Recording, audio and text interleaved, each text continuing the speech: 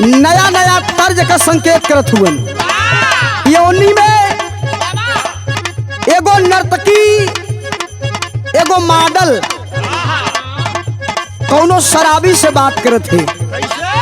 अब बड़े मार्के का बात बतावत है। का कहलस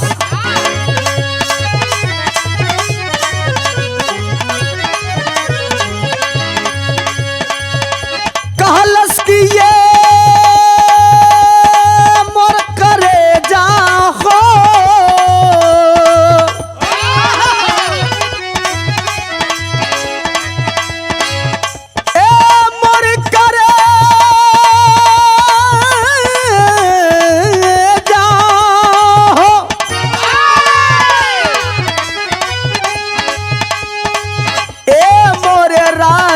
जी हो हे मोर मजनू। यह कहा ई दारू बजारू है चढ़ जाला हो त केहू का नियत बिगड़ जाला हो।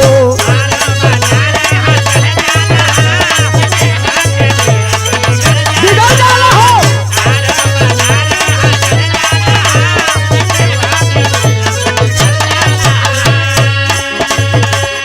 दारू बजारू हो चढ़ जाला हो त केहू का नियत बिगड़ जाला हो।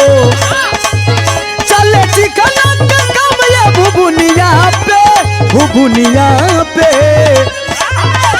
तब कहलस शराबी। का कहा नोट बरसेला तोहरे नथुनिया पे, नोट बरसेला तोहरे नथुनिया पे, जब हिलावे लू कमर हारमोनिया पे, जब हिलावे लू कमर हारमोनिया पे।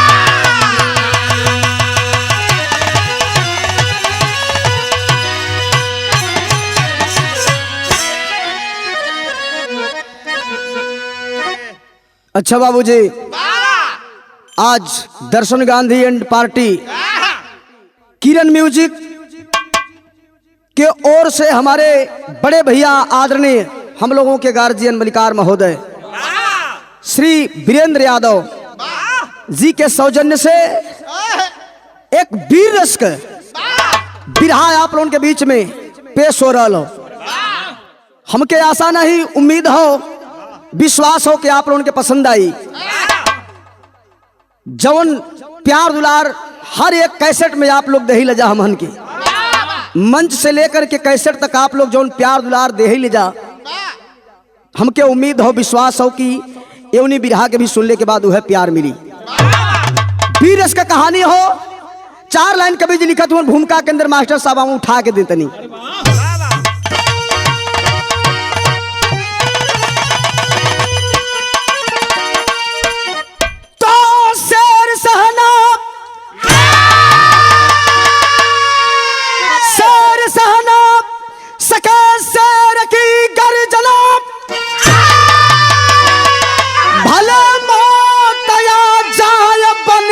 चुनौती बदल मंजिल नहीं कुछ भी अंजाम हो, शान शौकत सदा है वतन की बपौती। अब खरौटी पर नागर उतर के सदा जोड़ता है सदा मातृभूमि से रिश्ता, ऐसे जौहर की भूले नहीं वीरता, ऐसा पैगाम लेकर के आए फरिश्ता।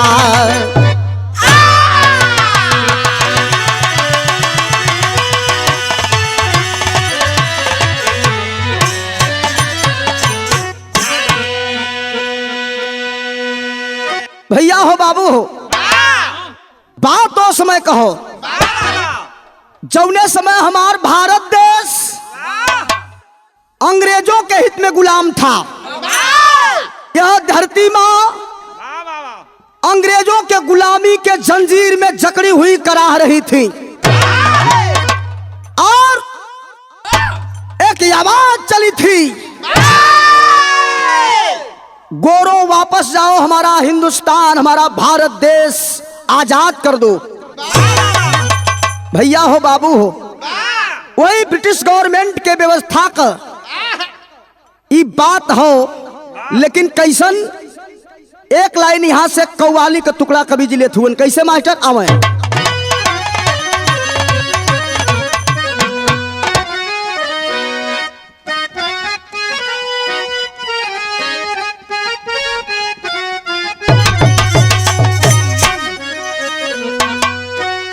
हाँ तो पुरान, लेकिन आज भी एक कशिश बरकरार हो।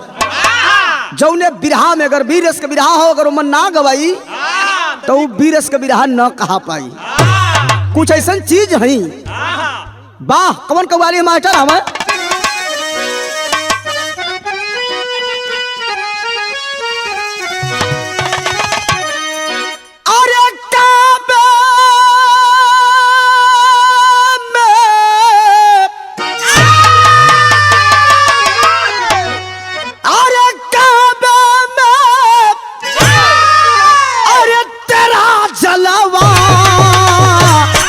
काशी में नजारा है।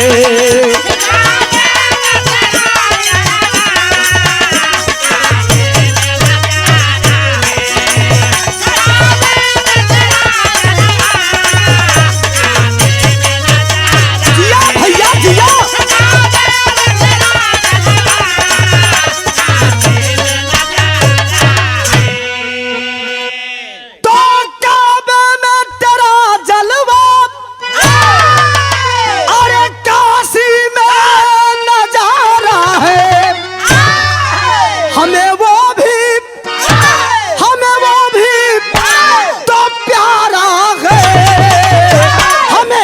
भी तो प्यारा है। जियो से बार मेरे जवान, जिया भैया जिया,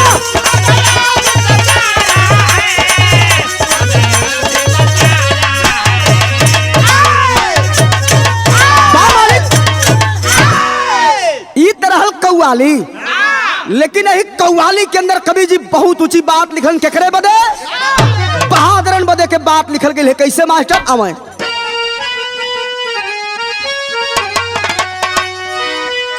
अरे भुजबल के, अरे भुजबल के,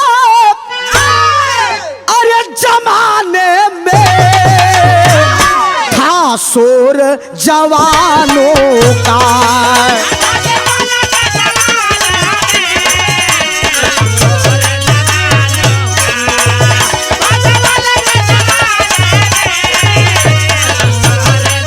जियो मालिक जियो,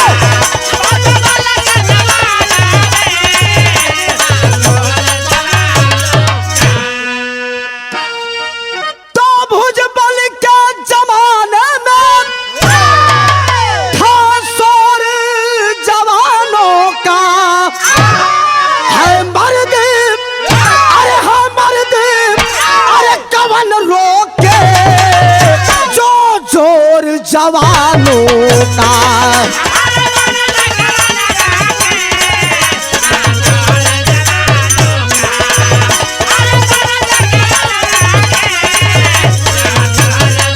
जियो जियो मालिक जियो,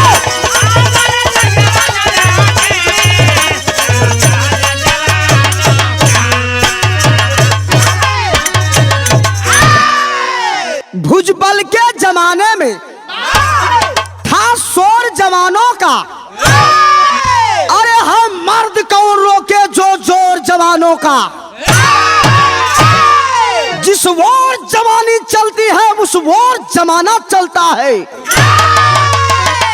बाबू हो भैया हो, बहुत बिरहा आप लोग सुन ले हो बा, लेकिन हाई बिरहा जो आप लोगों के बीच में गावत चलत है एकदम देशभक्ति बिरहा हो।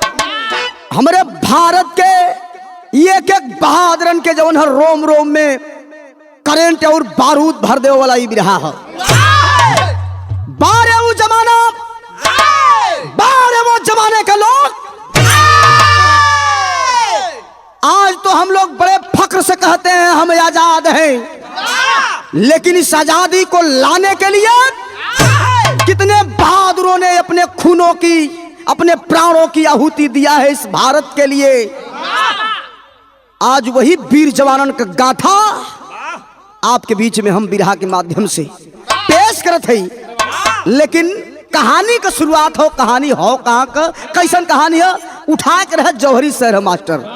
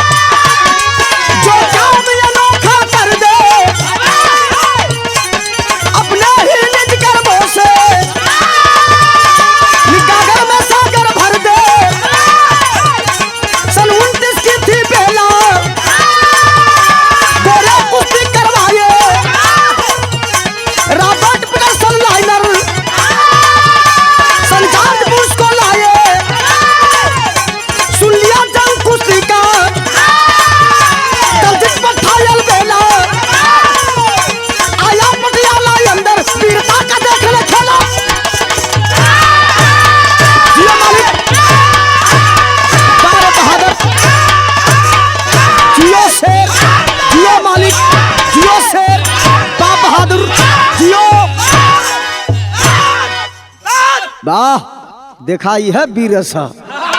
आप लोग भी वो कोनो बहादुरन से कम ना हुआ, कहे से कि बहादुरन का बहादुरी कोनो बहादुर सपरा पाई सबसे न सपरी। हाँ, केवल गावे, केवल धावे, केवल घोड़, ये सब बहादुरन का काम हो। खैर हम अपने आप के ना कहते, हमसे तो छोट आज के बीच में कोई है नहीं है, लेकिन ए भैया हो, कहानी की शुरुआत, कहानी आप लोग समझ लिए हो कहाँ को, हरियाणा प्रांत पटियाला जिला का बात हो। सन 1929 में ब्रिटिश गवर्नमेंट के व्यवस्था में अंग्रेजों द्वारा विश्व स्तरीय कुश्ती दंगल का प्रतियोगिता कराया गया, जिसमें लंदन से 4 पहलवान आए थे और यहाँ करके हरियाणा पटियाला के पावन धरती पर अखाड़े पर चढ़ करके ऐलान कर देते हैं, है किसी हिंदुस्तानी में दम तो आकर के हाथ मिला ले। भैया हो, वो कुश्ती का चर्चा पूरे भारत ना ही पूरे विश्व में रहल। सारे लोग उपस्थित हुए, पूरा एकदम हमारे देश के जितना बढ़िया बढ़िया लीडर से लेकर के जितने नेतृत्व करता थे, सारे लोग एकदम अखाड़े के अगल बगल बैठे हुए थे। महफिल एकदम खचाखच भरी हुई थी। 4 पहलवान रॉबर्ट पीटरसन, लाइनर और जॉर्ज बुश आकर के चारों दहाड़ते हैं और भारत माँ के बहादुरों को चैलेंज करते हैं, अगर तुम्हारी माँ तुम्हें दूध पिलाई है, अगर सच्चे भारत के सपूत बनते हो तो आओ करके हाथ मिलाओ, देखा जाएगा कि तुम में कितना ताकत है, कितना तुम्हारे अंदर हौसला है। भैया हो, ओ समय कवि जी लिखत हुवन, कैसे ऐलान के लिए यह एक लाइन तर्ज लग गई।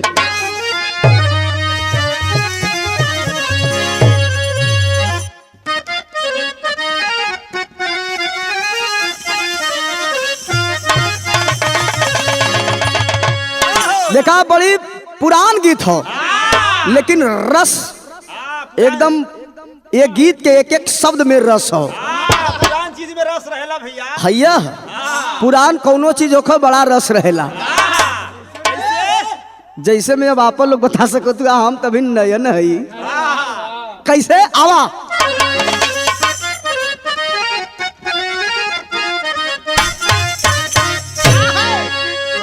वह गीत बाकी गोरिया मुस्की भजीना, अरे तेरे गली में, अरे गोरिया मुस्की भजीना तेरे गली तेरे गली तेरे गली में की चापब चापब चापब फेंकबू पसीना तेरे गली में, पसीना तेरे गली में।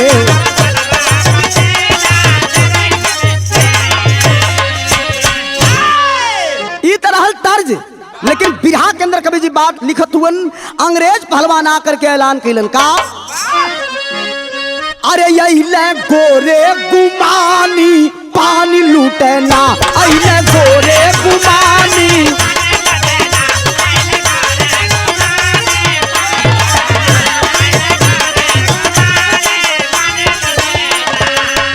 अइले गोरे गुमानी पानी लूटे पानी लूटे पानी लूटना, बन के शेरे तूफानी पानी लूटना।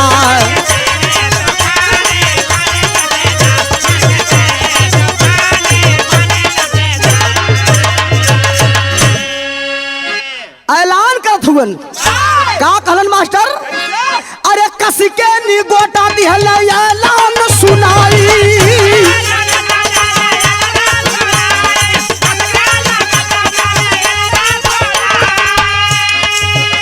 अरे कोई मन सुब्बा हो हथवा मिलाई, कोई मन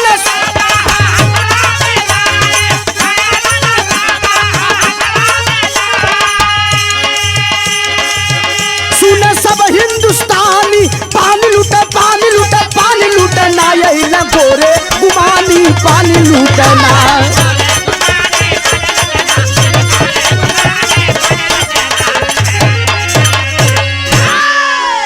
भैया हो बाबू हो सब ही बैठल हो, हमारे देश के एक से पहलवान भी जाए के तमाशा देखत हुअन, मेला लगल हो, अखाड़ा सजल हो, चारों पहलवान ललकारत हुअन, लेकिन वहन का लंबाई चौड़ाई, वहन का कान कपार नाक आँख मुंह देखले के बाद डर लगे भस्कावन नियर लगत बा। एकदम जवन है जे जहाँ तवाल है तहाँ तवाल है कि ए भैया जान बच रही तो बड़ी दंगल लड़ल जाई। ये मालूम पड़त बा कि कौनो 2 कुंटल से कम नहीं बाड़न से गजा जइहे देही वो प्राण डाक जाई। गाय भैंसा निहल बाला जायदार चुपचाप दबल रहा, न कोई हाथ मिलाई तो ओकरे बदे मन करल जी का सब नदायल हो। लेकिन बा वही पटियाला जिला के अंदर एक गांव रहल, जौन एक गांव का नाम बतावल गया खटौली। खटौली गांव का एक बड़ा ही कम चर्चित पहलवान जेकर नाम बतावल गया बाबू दलजीत।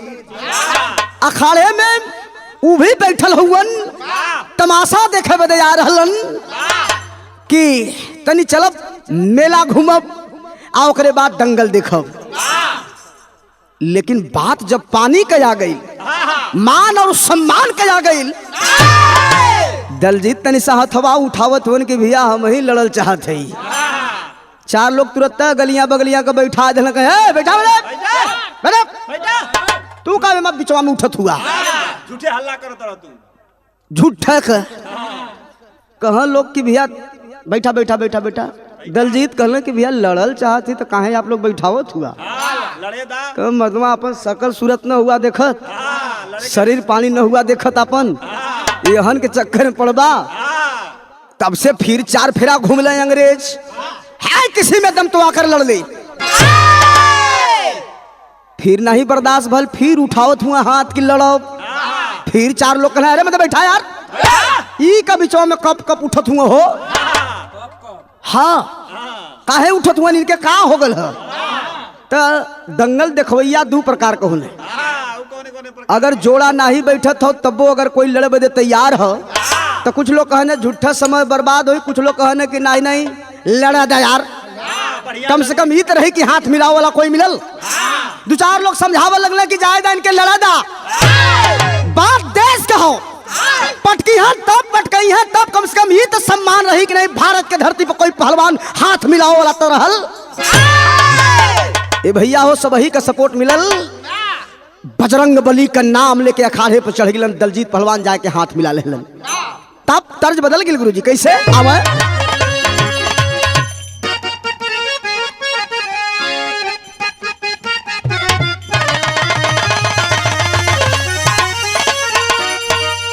अरे झूलनिया का गुजवा, अरे झूलनिया का गुजवा, अरे टूटल हो राजा, अरे जवनिया में गड़िया छूटल हो राजा, जवनिया में गड़िया छूटल।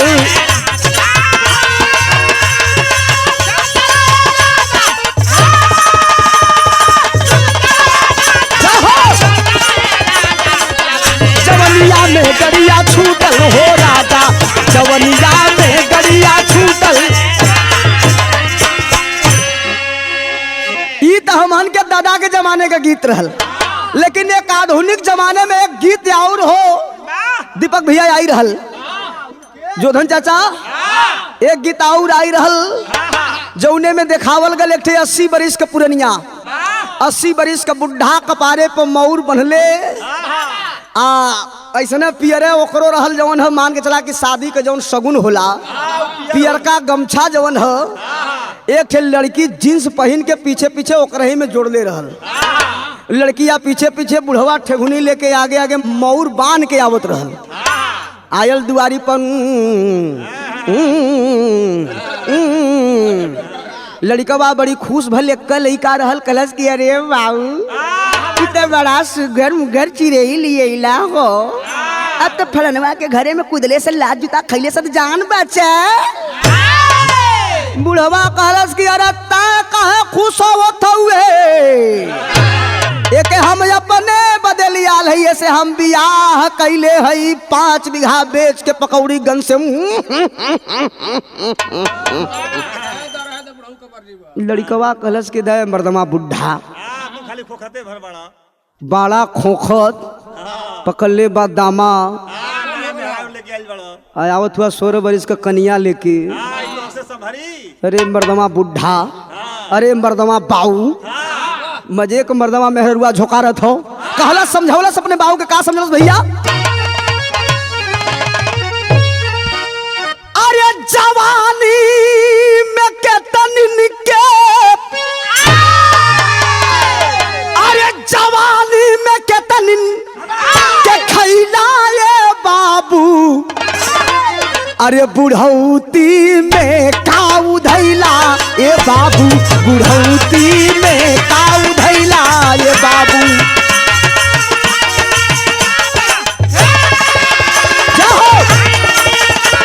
उधैला ये बाबू, बुढ़ौती में काऊ धैला ये बाबू, बुढ़ौती में काऊ धैला।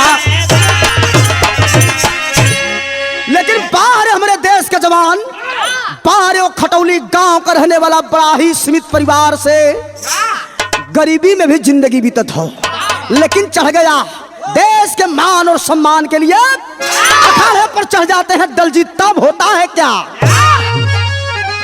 अरे सुन के ऐलान ना, अरे सुन के ऐलान ना, अरे सहायल हो बाबू, अरे अखड़वा पर से रवायल हो बाबू, अखड़वा पर से रवायल।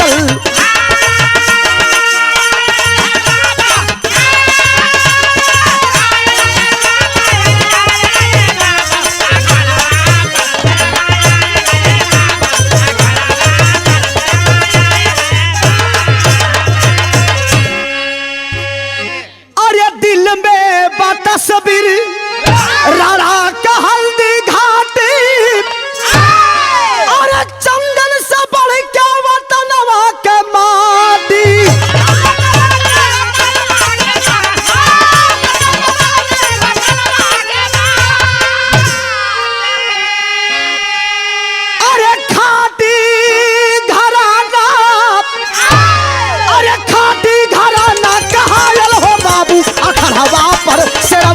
लाल हो बाबू।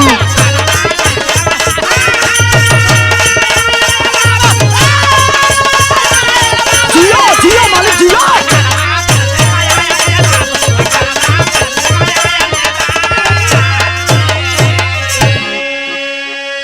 बजरंग बली का नाम लेके खाने पर चढ़लन, जाए के हाथ मिला लेलन एक से अंग्रेज से हाथ मिलौलन।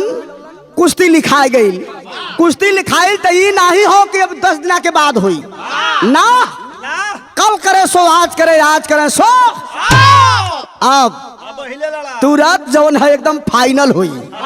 भैयल का ये बाबूजी उसमें कवि जी लिखत हुए टेरी के अंदर आवे।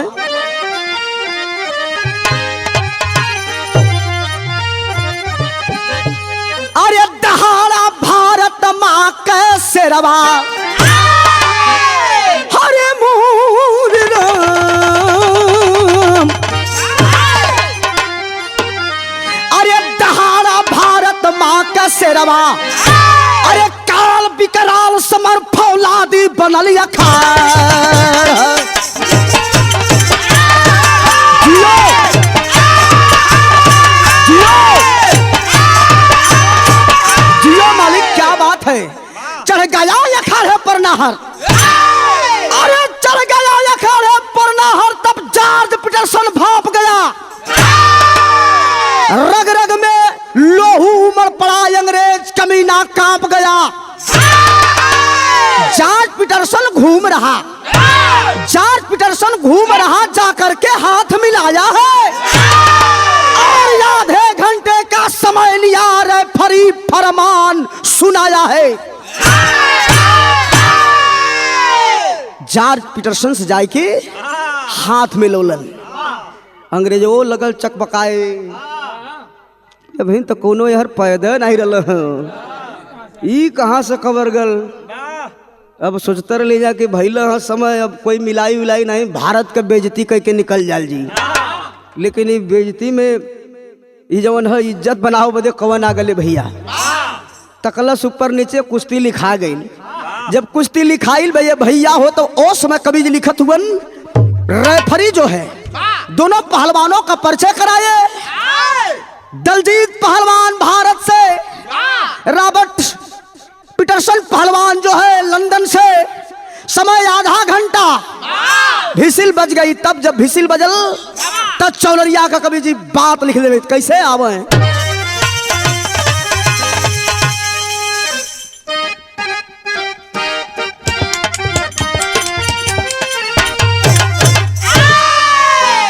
अरे तब बारी उमर कमर लचकनिया,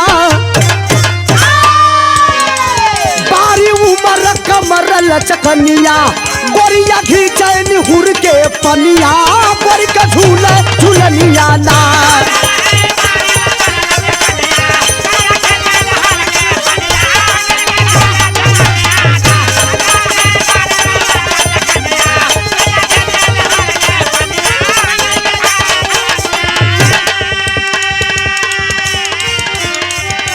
लेकिन हाई देखा कुश्ती हो लगल।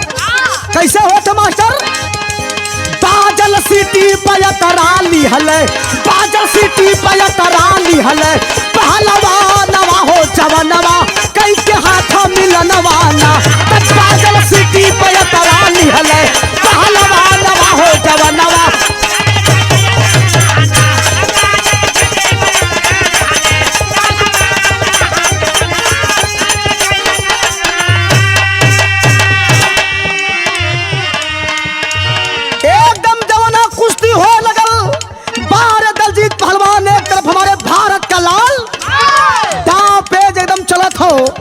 जे पहलवान भैया हमार सुरवैया हो तनिसा ये पहलवानी जंग में दाव कभी आनंद नहीं। दाव कौन कौन मारत हुए लोग? पीटरसन दिया निकास चलाई, पीटरसन दिया निकास चलाई, दलजीत चरखी पर लहराई, मारा अंती ओ बहरई थी, काला जंग से काटा कैची, तलैची मुल्तानी से पटका, ऐसी मुल्तानी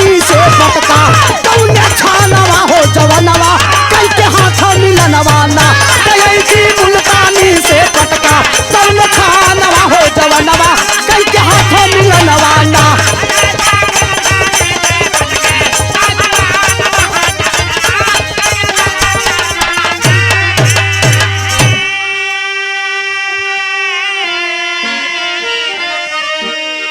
पीटरसन दिया निकास चलाई दलजीत चरखी पर लहराई मारा एंटियो बहरैची काला जंग से काटा कैची बारे दलजीत पहलवान हमरे भारत के पहलवान उठाए के मरले मुल्तानी से चारों खाना।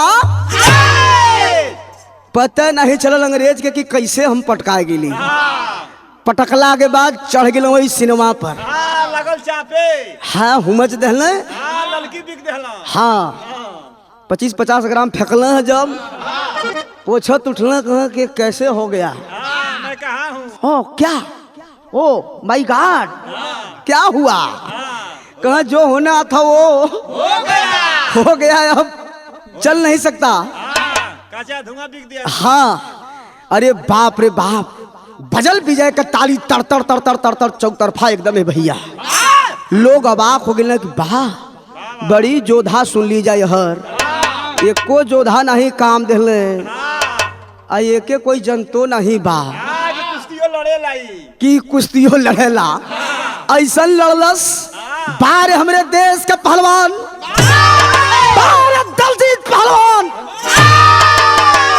सलाम है तुम्हारे जज्बे को सलाम है तुम्हारे फौलादी सिरे को भारत माँ का लाज बचा करके आपने भारत माँ के लिए इतना बड़ा समर्पण दिखाया है तूने इसलिए आपको नमन है वंदन है सत सत नमन है। बाबू हो भैया हो यह खूब वाहवाही होता अंग्रेज चारों अपने में गुराउर लगन करे कि अरे यार तो काम बड़ा ही उल्टा हो गया।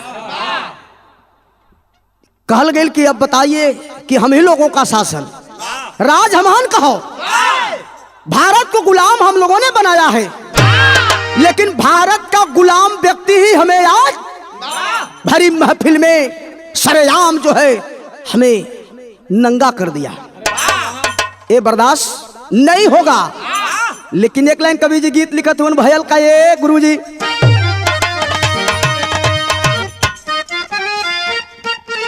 ओहो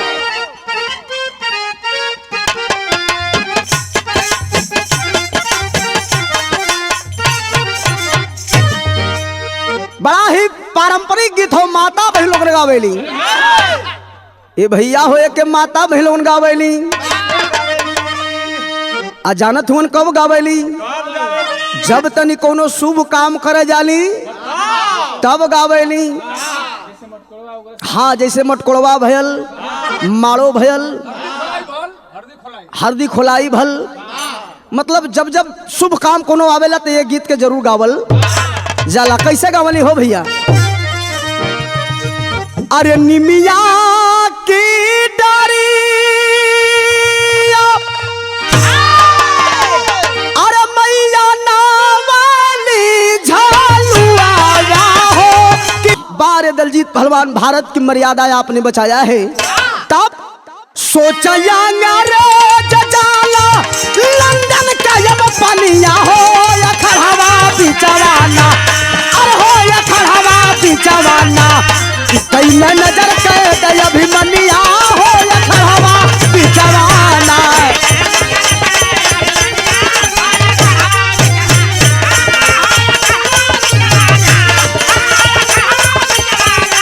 कई में नजर कर अभिमनिया हो या खड़ावा बिचवाना कई में नजर कर अभिमनिया।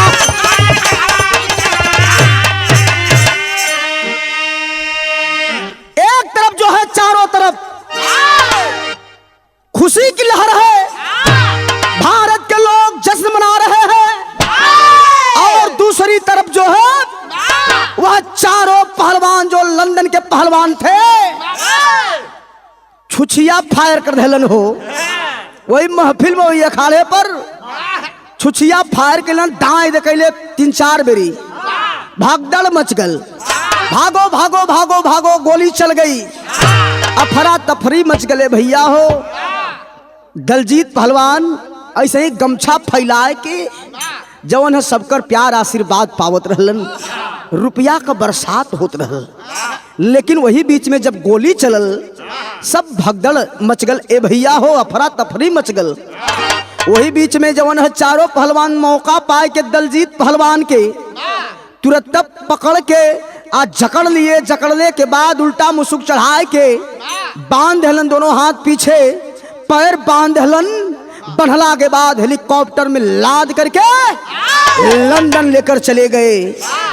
लंदन लेके चल गए। ये बाबू हमरे देश के पहलवान के हो, ले जाए के आतना देत हुवन, मारत हुवन, बर्फ के सिल्ली पे लौटाए के लोग मारत हुवन। बता दे हरामजादे, क्या तुमको क्या दिक्कत थी जब किसी ने हमारे सामने खड़ा होने का किसी ने जरूरत नहीं किया, तो तुम कैसे? इसकी सजा तुम्हें मिलेगी। वह जेल में बंद के लिए हुवन। आ यार घरे दलजीत पहलवान का दुल्हन जेकर नाम बतावल गिल उर्मिला, 12 साल का लड़का भी इकट्ठे हो, नाम बतावल गिल समरजीत। दोनों मतारी बेटवा जोहत हुवन। बेटवा समरजीत जोहत हुवन। पापा गईले मेला देखे बदे के कुछ मिठाई लेके अइहन, जलेबी लेके अइहन। लेकिन बाबू तो चले गए लंदन, जेल में कैद हो गए। इंतजार की घड़ी अब खत्म हो रही थी। मायूस बैठी थी उर्मिला, जो रही थी कि हो सकता है कि देर सवेर हो न हो कि आए जइहन, कहीं रुकल हुईहन। भैया हो एक लाइन कवि जी यहाँ फिर तर्ज लिखलन, बिरहा का आखिरी गीत हो। आवे कैसे?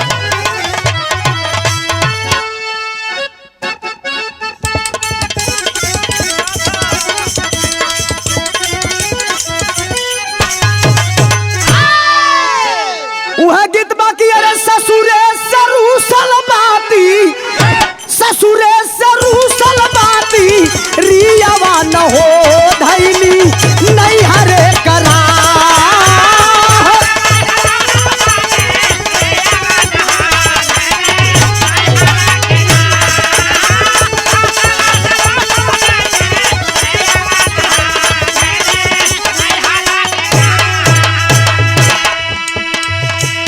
अच्छा तो हम बताइला कि मरद भी दो प्रकार का होलन। अगर मेहरारू चल देला रोवत धोवत तो कितनी मरद अपनो लगल रोवत की छोड़ के चल गई। लेकिन दूसरा मरद होलन कैसन देखा बतावत ही ये गाना में कैसे? जब जय बुधानी नाई, जब जय बुधानिया नाई, हारवा न हो तोरब टंगरी तोहार, हारवा न हो तोरब टंगरी तोहार।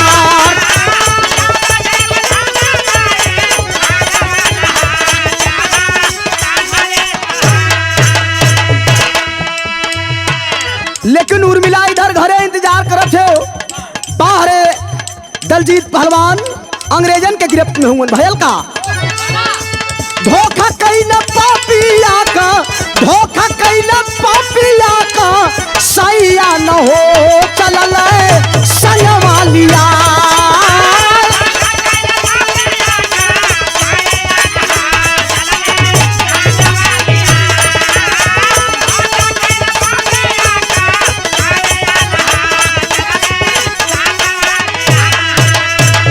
बंद कैल जेल में, बंद कैल जेल में, कसैया न हो गईली ममता।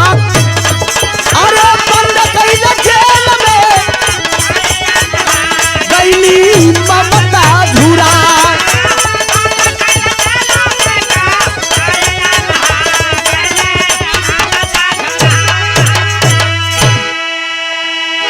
ओ समय लंदन में ले जा करके जेल में डाल देते हैं बाबूजी। दलजीत पहलवान के घर इधर जो है उर्मिला और उसका जो नन्हा सा बच्चा था 12 वर्ष का, जौने बबुआ का नाम बतौली है समरजीत बतावल गई। इंतजार करत हुए लोग, पापा ना आइलन। लेकिन वही गौवा के एक जमींदार व्यक्ति रहलन कैलन का, त गौवा का रहलन गौवा का रहला दौलत सिंह जमींदारवा।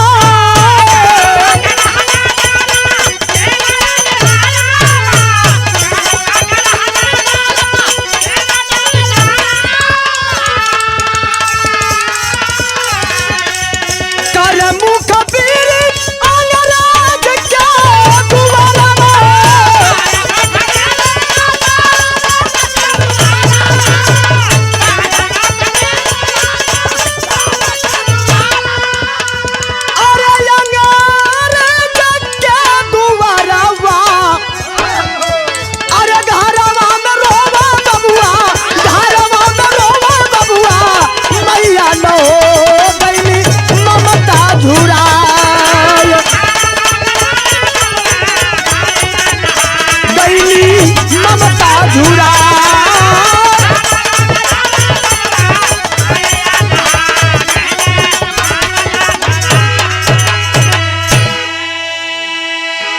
नोटों के बंडल पर ईमान बेचने लगा दौलत सिंह और जाकर के फोन करता है लंदन में, अरे साहब दलजीत पहलवान को आप लोगों ने कैद किया है, वही से बदला पूरा ना होई।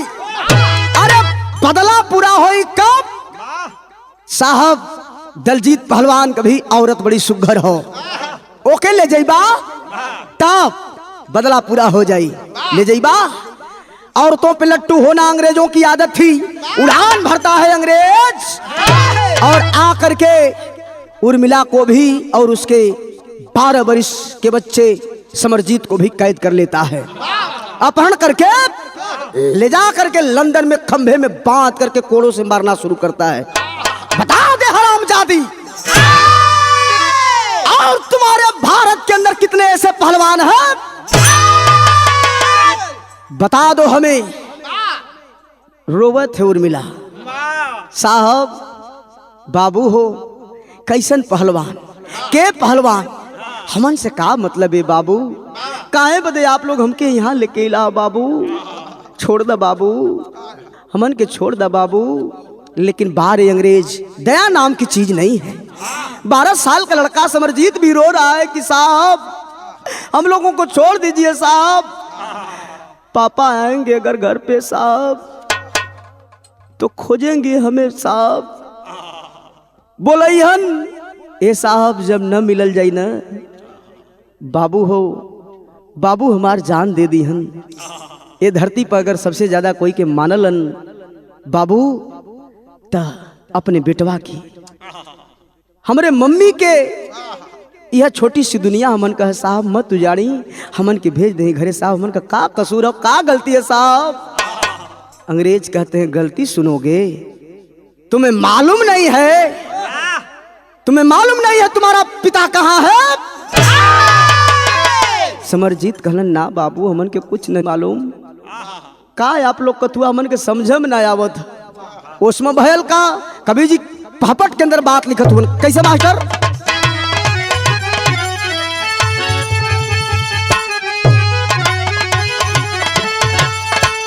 अरे करके अपहरण चेहरा पापी निहार मारा अभिमानी, अरे करके अपहरण चेहरा पापी निहार मारा अभिमानी, अरे लोहा लाल कर आग सतन में जा रहे मारे अभिमानी।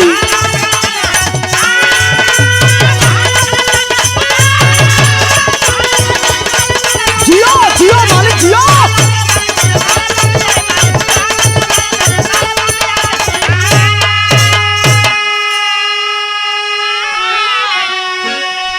अरे बांध के खंभे में दोनों को, अरे बांध के खंभे में दोनों को पूछा भेद अन्यायी हो, मगर मुंह से यह न निकला देहली प्राण गवाई हो।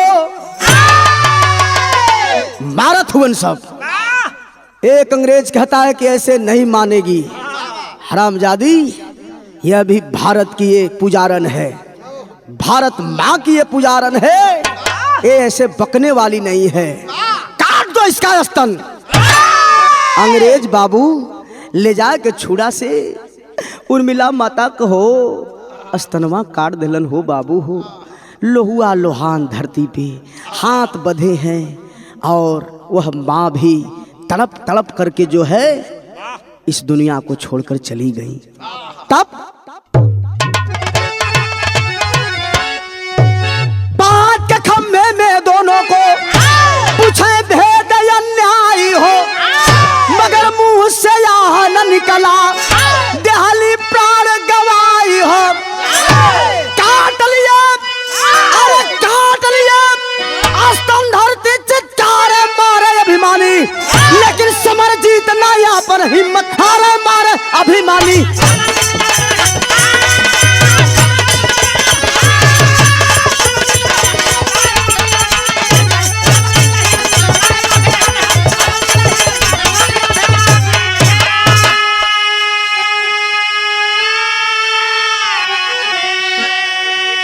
बाबू हो, राज माँ के कलेजे में दबा दबा रह गया। पूरी बात नहीं सुन पाई, पूरी बात समझ नहीं पाई। मार खाते खाते वो माँ भी इस दुनिया को छोड़कर चली गई। बगल में बेटा समरजीत भी अपने माँ का दुर्दशा देख करके बर्दाश्त नहीं किया। वह भी खंभे में बांधे बांधे वह बच्चा भी जो है बेहोश हो गया। समरजीत भी बेहोश हो गया ने भैया हो। लेकिन कवि जी लिखत हुआ आल्हा के अंदर नतीजा निकलल का।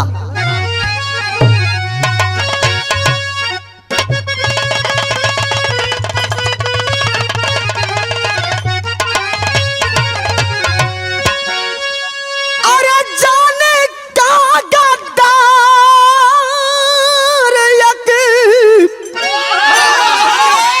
अरे शराफत के कीमतिया, अरे मोरे राम जानी का कसैया हो गैया का दूल्हा।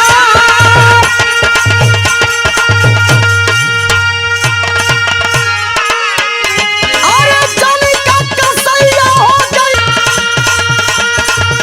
अरे सुबह छपल अखबार में खबर।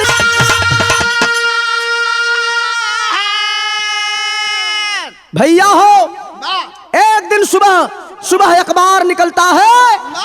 आए दिन दलजीत पहलवान अखबार पढ़ता था। जेल के अंदर अखबार में आया था कि भारत से हरियाणा प्रांत और पटियाला जिला खटौली गांव से 2 व्यक्तियों का अपहरण हुआ, जिसमें एक महिला एक पुरुष, रिश्ते में माँ और बेटे।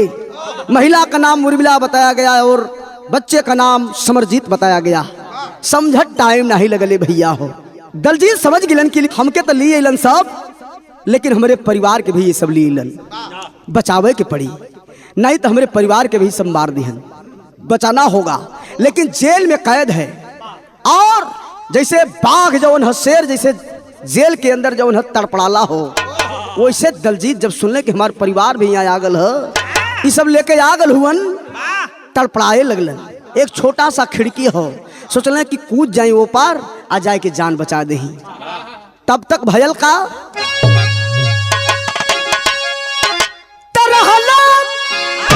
मुस्ताद चारों तरफ पहरे दरवा, अरे मार दिया गोली गिरा भर के चित्कार, बाबू मार दिए।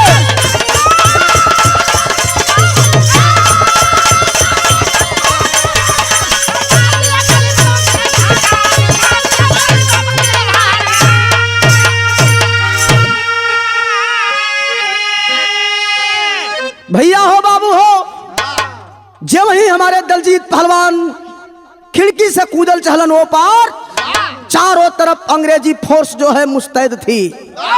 चला दिए सब तड़तड़ तड़तड़ गोली, छलनी हो गया मेरा जवान।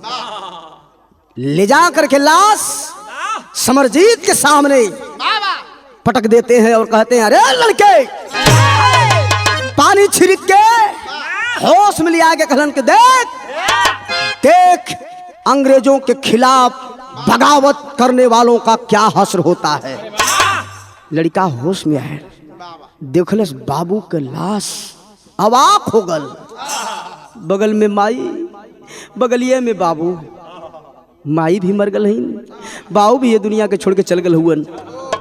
लेकिन बारे वो बच्चा सहम सा गया। रोए लगल। कहलस कि पापा पापा मेला देख गए रला पापा। कहला कि बाबू खिलौना लेके आई, मिठाई लेके आई। बाबू कहाँ खिलौनवा बाबू, मिठैया कहाँ बाबू, दा बाबू तनी बोला पापा, तनी बोला अपने बेटवा के एक बार, अपने बेटा के एक बार बेटा कह के बुला दा बाबू। माई देखा सुतल है ना, तैसा जगाए दा पापा, माई के जगाए दा। अभी हम खाना ना कैले पापा, जगा दा माई, कदा कि माई हमके खनवा दे पापा। अंग्रेज कहते हैं अरे लड़के ये क्या बहकी बहकी बात कर रहे हो, तुम्हें मालूम नहीं है कैसे मर गए हैं। बाबू हो अंग्रेजन से कहलस कि साहब ठीक है पापा, हमार मम्मी मर गलुअन, कौनो बात नहीं है।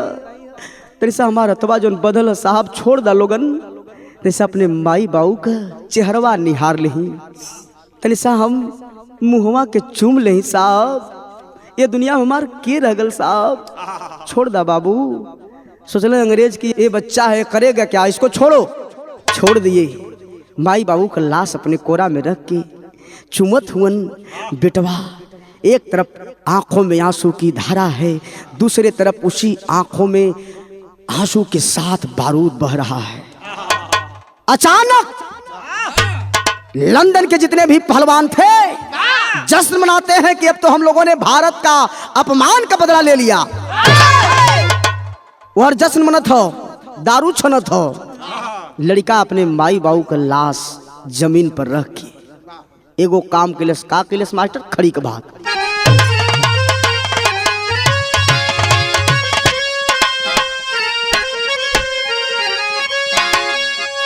अरे जश्न मनावा,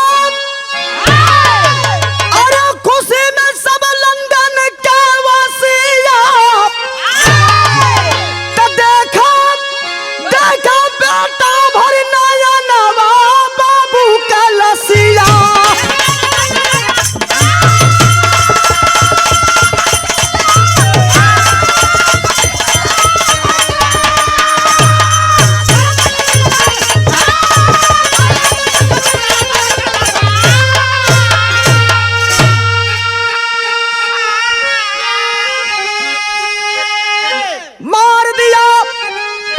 को गोली समरजीत ललकारा, तब पीछे से गोली भर के जॉर्ज बुश को मारा।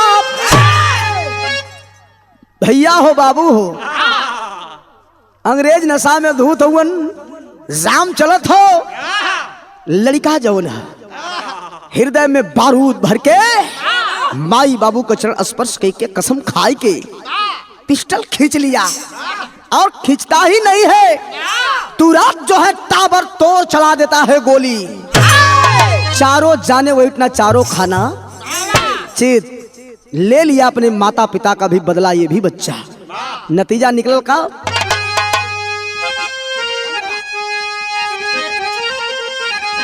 मार दिया पीटरसन को गोली समरजीत ललकारा, तब पीछे से गोली भर के जॉर्ज बुश को मारा। ते सारा सारा हार से हिंदुस्तान आवा बाबू का लसिया।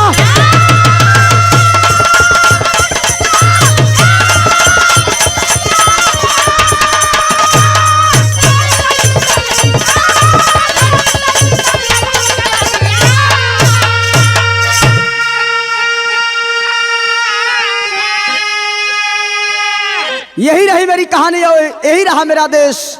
ऐसे ऐसे वीर सपूत, ऐसे ऐसे देश के नाहर वीर बहादुर हमारे देश को मान और सम्मान को बचाने का काम किए।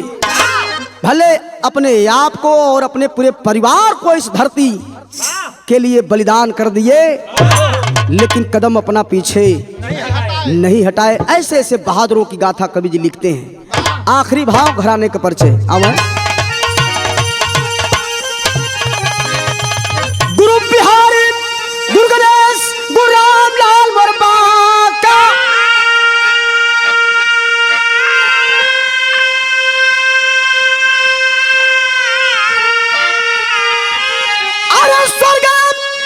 बिठा के